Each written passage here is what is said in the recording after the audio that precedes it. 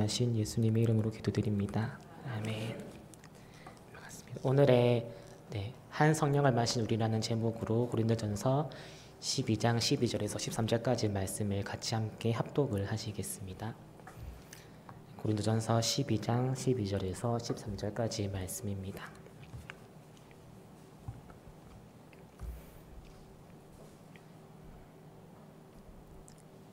같이 읽겠습니다. 시작. 몸은 하나인데 많은 지체가 있고 몸이 지체가 많으나 한 몸같이 그리스도도 그러하니라.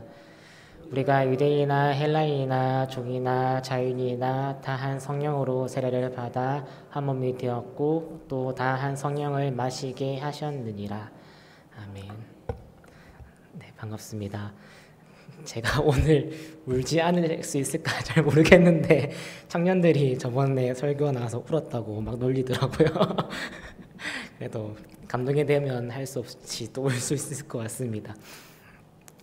같이 우리 한번 생각을 해봤으면 좋겠습니다. 우리 생각 같은데 혹시 그리스도인 된다는 것, 그리스도는 산다는 것이 무엇일까요? 혹시 그 위에 옆에 살짝 내리고 메인을 좀 키워줄 수 있겠습니까?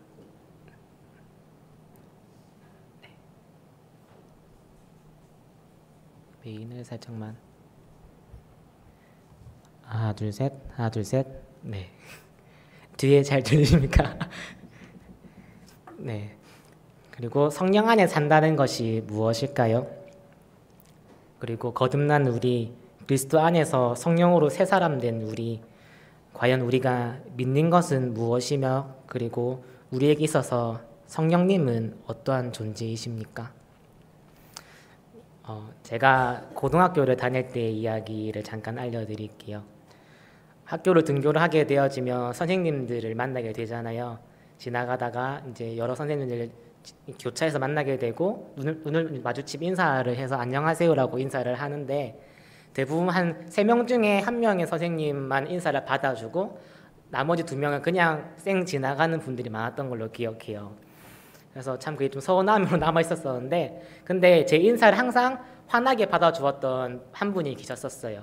그게 누구시냐면 바로 청소하신 아주머니였었어요. 그래서 저는 그분이 너무나 좋아가지고 이야기도 많이 하면서 좋은 시간을 많이 보냈었는데 5월 15일이 무슨 날이죠? 스승의 날이잖아요. 그래서 다른 친구들은 선생님들에게 선물을 줄 거라고 막 준비를 하고 있는데 저는 저기 있어서 가장 참 스승이 누굴까라는 생각을 하다 보니까 갑자기 그 아주머니가 기억이 난 거예요. 그래가지고 저는 선물을 조금 준비하고 편지를 적어가지고 참 감사하다, 인사를 잘 받아주시고 참 저한테는 참 그게 감사하다, 스승이신 것 같다라고 해가지고 편지를 드렸었어요. 엄청 고마워하시고 제 손을 꼭 잡으시면서 이제 이제 그때부터 이제 같이 서로가 이야기를 좀 더 관계를 맺게 되었었습니다. 그렇게 하고 이제 2학년, 3학년 시간을 보내면서 틈틈이 또 저도 거기 휴게실이 있었었는데 휴게실에도 가서 같이 이야기도 하고 농담도 하면서 또 제가 교회 다니고 내 꿈은 목회자가 되는 거라고 얘기를 하면서 이런 시간을 가졌었습니다. 그런데 그러다가 이제 졸업할 날이 되어가지고 저는 당연히 저희 부모님만 오셔서 식을 이제 했는데 모든 순서가 다 끝나고 마치고 집에 가려고 하려는 그 찰나에 그 청소부 아주머니가 계시는 거예요.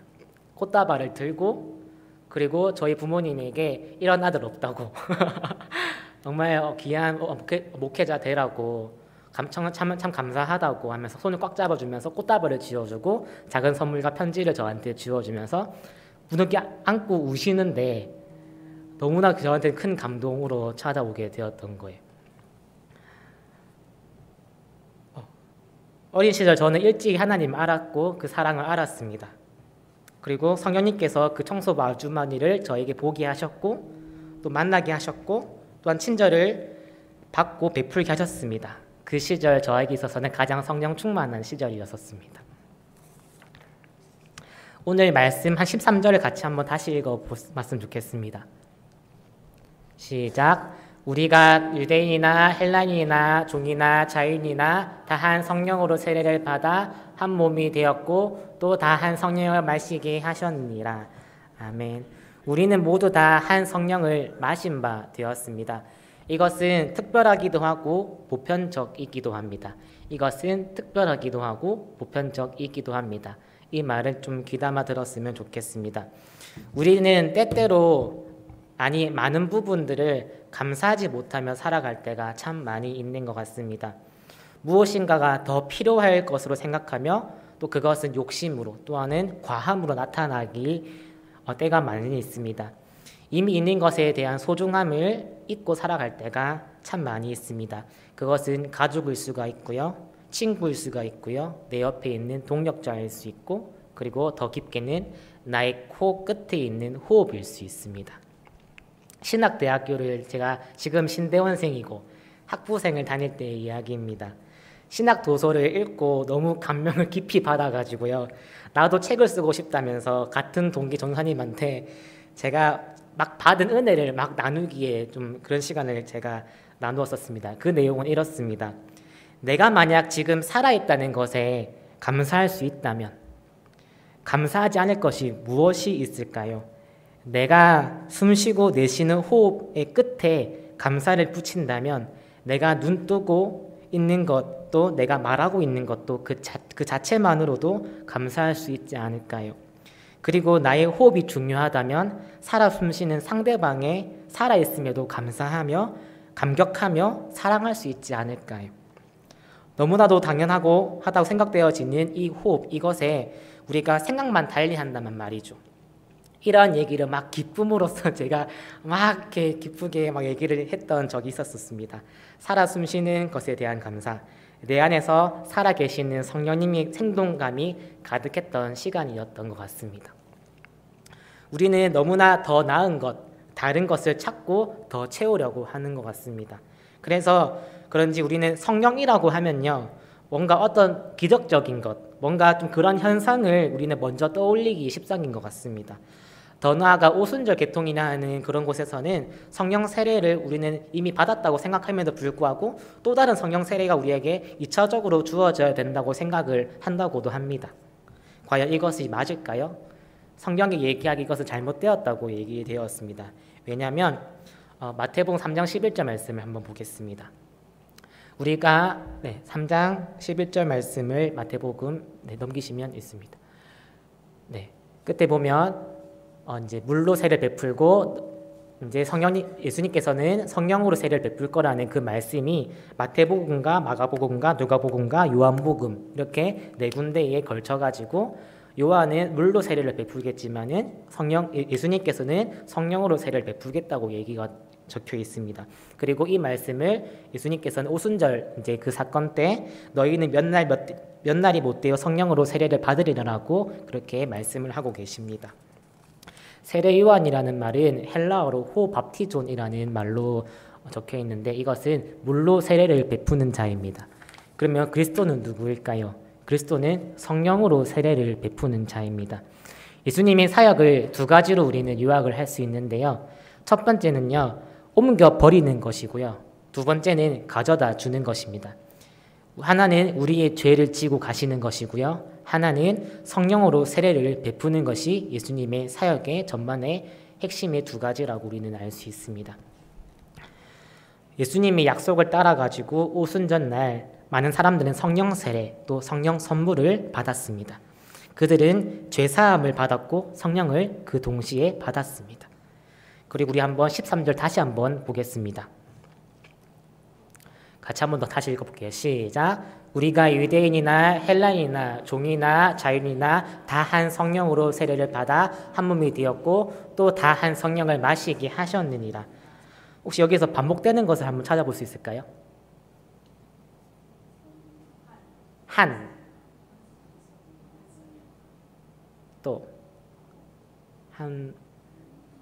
앞에 있는 거, 다, 그렇죠? 다가 반복되고 한이 반복됩니다. 거기 있었던 모든 사람들 모두 다 한 성령을 받았던 것입니다. 성령 세례를 그 시간에 죄사함과 동시에 모든 사람들은 성령 세례를 받았습니다. 그렇기 때문에 성령 세례는요, 우리가 지금 있는 곳이 어딜까요? 항상 목사님께서 오늘은 오순절 날 이후 몇 번째 주일입니다라고 얘기를 하시죠. 우리는 오순절 이후에 우리가 예배를 드리고 있는데 우리는 이미 이 죄사함이 선포되어져 성령 세례가 있고 난 우리는 그리스도인이 되었으면 우리 또한 성령으로 세례를 이미 받은 자가 되었던 것이죠.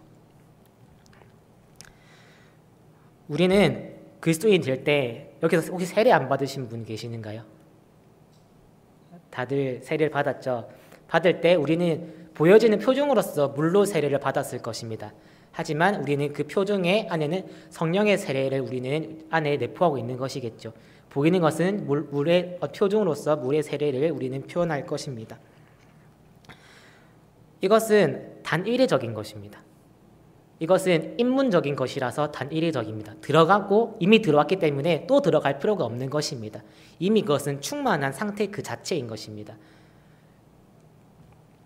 그리고 하지만 이것은 특별하지만 또 한편으로는 보편적인 것입니다. 왜냐하면 아까 우리 읽었듯이 다 한 성령을 받았기 때문에 우리 모두 다 한 성령을 받았기 때문에 어느 누구 크고 작고 할 것 없이 모두 다 한 성령을 받았기 때문에 우리는 이것은 보편적인 사건이라는 것입니다. 저는 지금 집에 고양이를 키우고 있습니다. 회사에서 일을 하다가 죽어가는 고양이 한 마리를 데리고 집에서 살게 되었습니다. 지금은 1년이 되었고 점점 돼지가 되어가고 있습니다. 저랑은 상관이 없던 고양이가 이제는 상관이 있는 고양이가 되었고요. 저의 그늘로 이제 들어오게 되었습니다. 그냥 고양이에서 민성은의 고양이가 되었습니다. 이 고양이에게는 특별한 사건일 것입니다. 새로운 삶을 살게 된 사건일 것입니다. 우리가 그리스도인이 되었다는 것, 이것은 당연한 것이 아닙니다. 그냥 주어지는 것 또한 아닙니다. 우리의 죄를 지고 십자가에 돌아가시고 3일 만에 부활하신 예수님께서 부어주신 선물입니다. 우리는 우리 모두가 하나님의 자녀가 되었습니다. 어느 누구 하나 빠짐없이 다 성령 세례를 받았습니다. 이 세례에는 부족함이 없습니다. 충만합니다. 더 무엇인가가 필요하지 않습니다. 더 큰 경험, 은사, 기적이 필요한 것이 아닙니다. 우리는 이미 가장 큰 기적을 하나님의 자녀라는 신분 속에 가지고 있습니다. 우리에게 도대체 무엇이 더 필요한 것일까요? 죽었던 우리가 하나님의 자녀가 되어서 영원의 생명을 누리게 되었는 우리의 자녀가 되었는데 이 사실이 왜 오늘날 살아가는 우리 가슴 속에 뜨거움으로 자리 잡지 못하고 있는 것일까요? 그것은 성령 세례에 이은 성령 충만의 문제입니다. 성령 세례가 한 번으로 주어지는 입문적인 고양이가 저의 민성은이 고양이가 되었던 것처럼 우리가 그냥 우리 일반인이 그리스도인이 되었다는 것은 하나님의 자녀가 된 하나님의 그늘 아래에 들어오게 된 입문적인 단일회적인 경험이라면 성령 충만이라는 단어 영화 쌤의 아들의 이름도 충만이지만은 충만이라는 단어는 계속해서 충당되어져야 되는 단어입니다. 계속 지속적이어야 되는 단어입니다. 사도행전 2장 4절을 같이 한번 읽어보겠습니다. 시작. 그들이 다 성령의 충만함을 받고 성령의 말하게 하심을 따라 다른 언어들로 말하게 하기를 시작하니라. 네, 성령 충만은 성령 세례의 결과입니다. 우리는 모두 그리스도인입니다. 모두 성령으로 세례를 받은 사람입니다. 앞에서 제가 얘기했던 이야기들 있죠. 청소부 아주머니에게 베풀었던 호의들, 그리고 호흡에 대한 그런 찬양과 감사들, 이 모든 것들이 왜 오늘날 저에게는 그런 호의와 작은 것에 대한 찬양과 감사가 나타나지 않고 있는 것일까요? 그때는 그랬는데 왜 오늘 똑같은 세례를 받은 나가 왜 나는 성령 충만하지 못한 삶을 살고 있는 것인가요? 이웃에게 요즘에 저를 돌아볼 때는요, 이웃에게 냉소적이고요. 그리고 사역 현장과 그리고 또 다른 제 개인적인 삶의 공간에서 차이가 나는 괴리적인 저의 모습을 발견합니다. 이런 차이가 좀처럼 이렇게 좀 좁혀지지가 않고 있고요. 그리고 이제는 호흡하는 것은 당연한 것이고 나의 필요가 채워지지 않을 때 불쾌함과 화를 내는 저의 모습을 발견합니다. 이것은 무엇일까요? 때때로는 어떤 물질적인 것에 마음을 두기도 하고요. 제가요.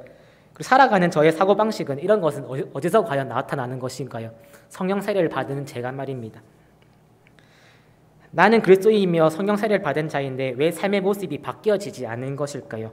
그리고 그 전에 따뜻한 그 호의와 작은 것에 대한 그 감사, 그 찬양은 어떻게 생겨난 것일까요? 참 궁금한 부분인 것 같습니다. 이것 또한 성령 충만의 문제입니다. 어린 시절, 대학 시절 그 순간 성령 충만함으로 행했고 느꼈습니다. 그러나 오늘날 그러지 못한다는 것은 성령 충만하지 않다는 증거입니다. 그렇다면 우리는 어떻게 해야 성령 충만을 받을 수 있을까요? 가장 궁금한 부분이지 않겠습니까? 어떻게 해야 성령 충만을 받을 수 있겠습니까? 질문을 드리겠습니다. 어떻게 해야 될까요? 막 뜨겁게 기도를 하면 될까요?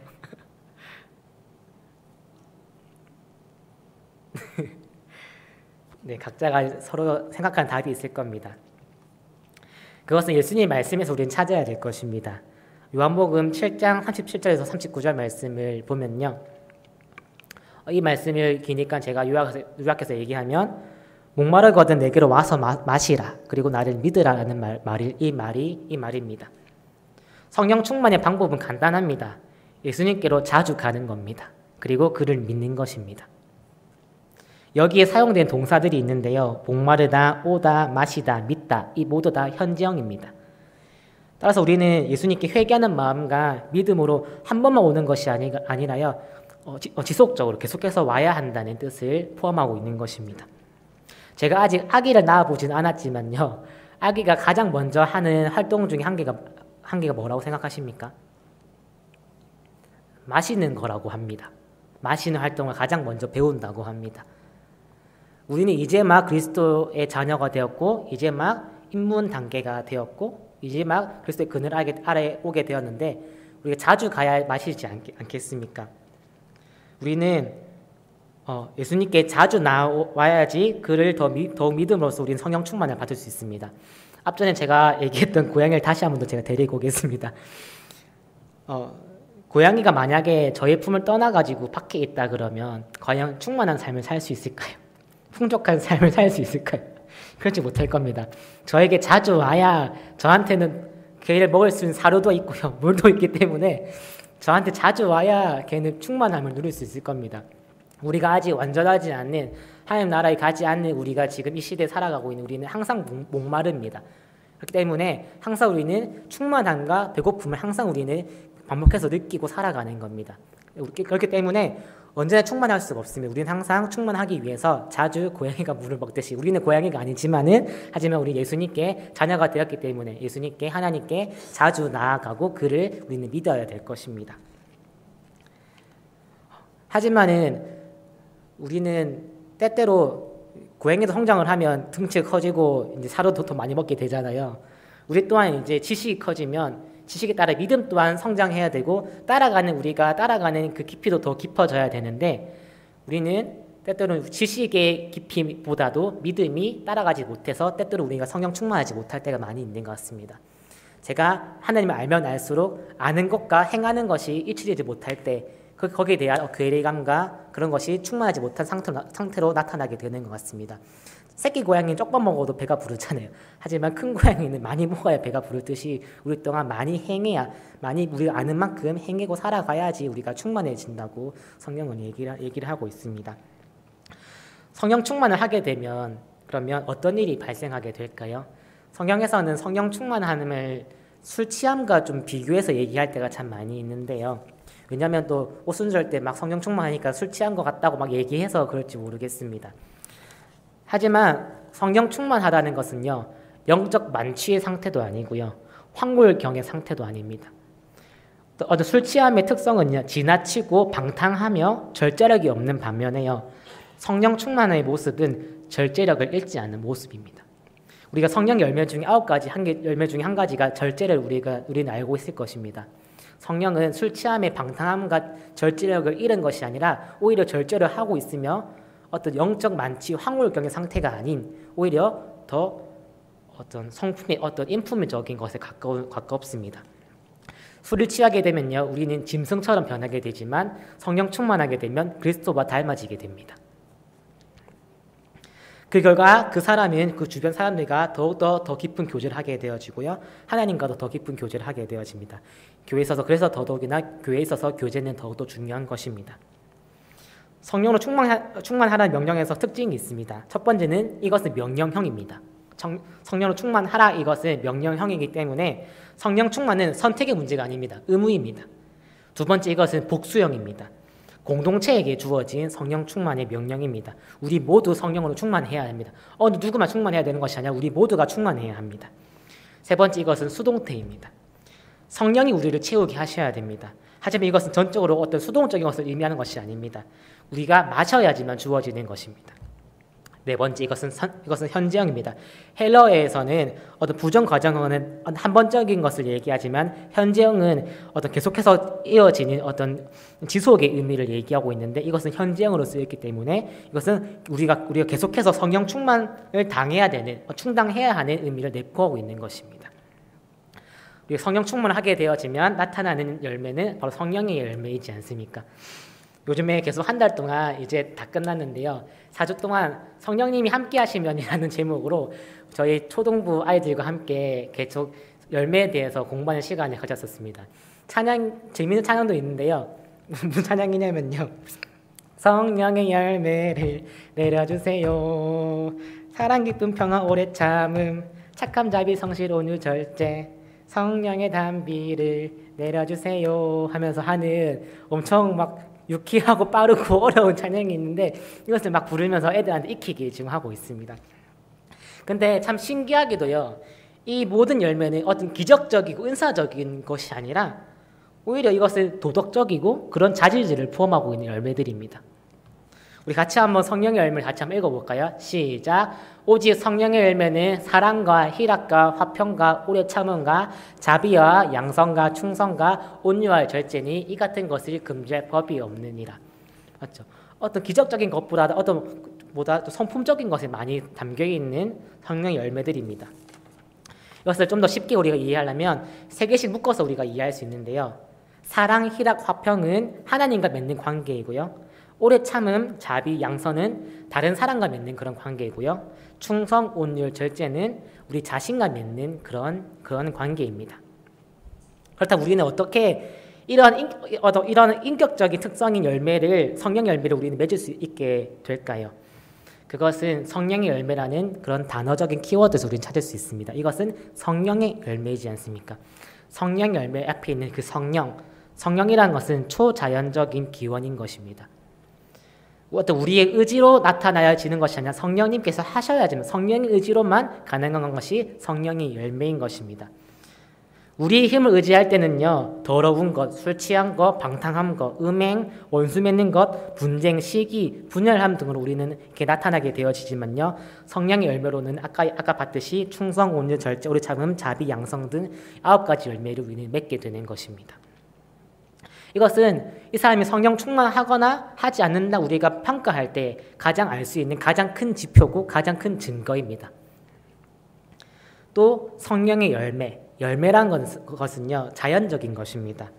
어떤 초자연적인 성령님의 기원에서 자연적인 성장 열매를 맺는 것입니다. 좋은 열매를 맺는 것은 조건이 필요한 것이지요. 갈라디아서 6장 7절 8절 말씀을 같이 한번 보겠습니다. 네, 7절 말씀 같이 시작. 스스로 속이지 말라. 삶이 무엇이든지 심든지 그대로 거두리라. 아멘. 언제나 우리는 예외 없이 심는 것을 거두기 마련입니다. 하나님의 법칙입니다. 우리가 만약에 육신의 일을 하는데 심었으면 육신의 것을 거두게 되어질 것이고요. 성령의 열매, 하나님의 것에 우리가 심었으면 성령의 열매를 맺게 되어질 것입니다. 이것은 당연한 것입니다. 심는다는 것은요, 우리의 삶의 패턴입니다.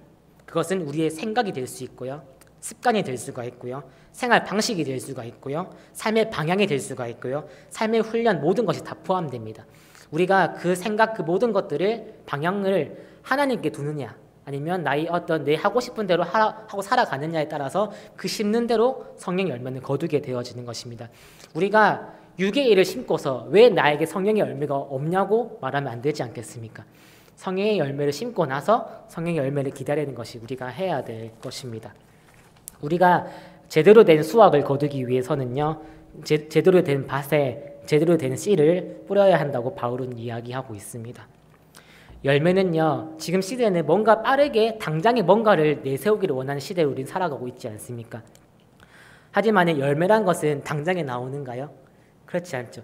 점진적으로 성숙해 나가는 거, 그리고 좀 더 이렇게 더 무르익게 되어지는 것이 열매의 특성인데 우리 성령의 열매 또한 급하게 뭔가를 얻으려고 하기보다도 자연적으로 이제 우리는 나타나게 되는 것이니 우리는 빚어감에 대해서 하나님이 빚어감, 하나님의 어떤 우리는 인내와 그런 참는 시간도 우리에게는 필요할 것 같습니다.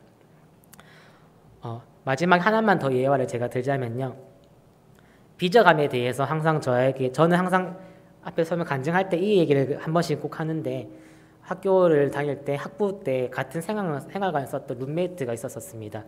그분이 나이가 한 40, 50 되시는 분이고 자녀를 2명 중학교짜리 딸 2명을 두고 있었던 아버지셨는데 그분이 항상 말투가 재밌었어요. 제가 이제 숙사에 들어가면 샹은이 와숑 이러면서 엄청 재밌게 했던 분이어가 저한테는 참 좋은 기억으로 남아 있는데 그분이 항상 저한테 제가 이제 주말 사역 끝나고 학교 가면 숙사에서 항상 저한테 얘기했던 게 성건 하나님이 너를 빚어가고 있는 과정이란다. 제가 상담을 막 하거나 힘든 것 막 얘기하면 다 괜찮다. 나 너를 빚어가고 있는 과정이란다. 나는 만약 하나님이 나를 과거로 보낸다 해도 지금 다시 오게 될 것이고 지금도 아직 완전하진 않지만 더 아름답게 빚어가고 있는 과정 중이기 때문에 나는 하나님을 신뢰한단다라고 얘기하면서 성원아 너도 하나님이 가장 이쁘게 빚고 있는 중이니까 좀만 참아라 기다려 이런 말을 저한테 했던 분이었었습니다.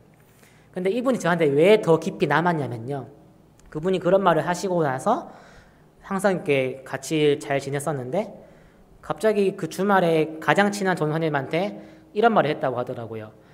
전사님 저는 하나님이 정말 좋고요. 정말 사랑합니다라는 말을 했다고 하더라고요.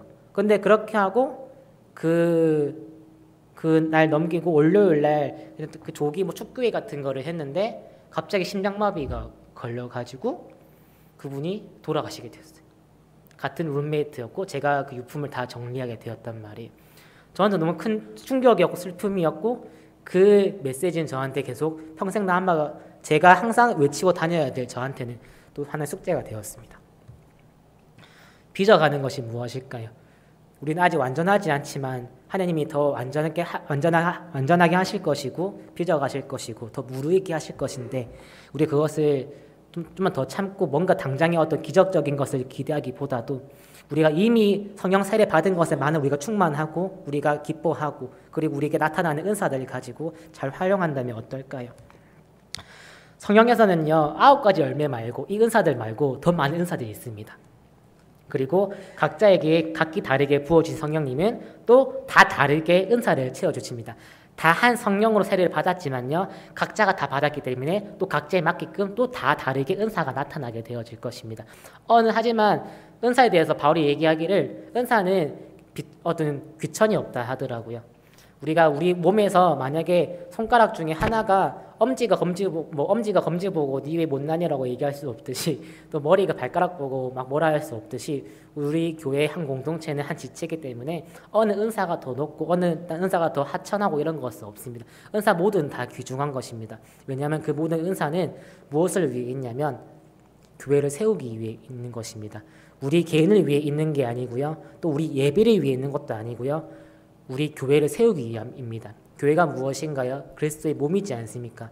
그리스도의 몸을 세워가는 것이 우리의 은사가 있는 목적입니다. 과연 이 사람이 은사가 옳으냐 그러냐를 판단할 때 그 기준은 교회의 덕이 되느냐 되지 않느냐의 기준을 우리는 판단할 수 있을 것입니다. 그 은사가 교회의 덕이 된다면 그 은사는 귀중한 은사일 것이고 그렇지 않는다면 또 우리 생각해 봐야 될 은사일 것입니다. 은사에 귀천은 없지만 귀천이 있다고 한다면 가장 큰 은사는 아마 사랑의 은사일 것입니다. 한 공동체로서 우리가 부름을 받아가지고 하나님의 자녀가 된 우리 다 한 성령을 받아 마신 바 되어서 각자가 다 다르게 은사를 가지고 있는 우리는 매일 예수님께 가까이 가며 믿으며 성령 충만해야 하고요. 성령의 열매를 맺어가며 교회를 세워가는데 헌신하는 그런 예일교회가 되었으면 좋겠습니다. 기도하겠습니다.